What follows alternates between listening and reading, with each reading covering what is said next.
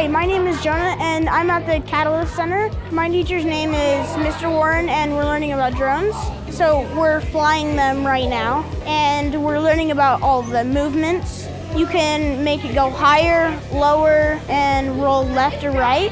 The reason I came to this camp is to have fun and to learn a little more about drones and how to fly them.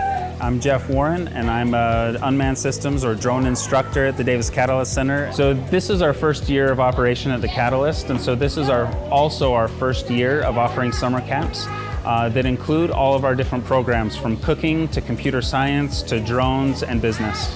My name's Bryn. I'm a medical assistant student at the Catalyst and I go to Syracuse High. Today we're learning about the human body and the muscles and the bones. And today they are decorating skeletons for a fashion show. We're going to be covering like the digestive system and the brain and all the different parts. And yesterday we went over like the skin and they really liked that too.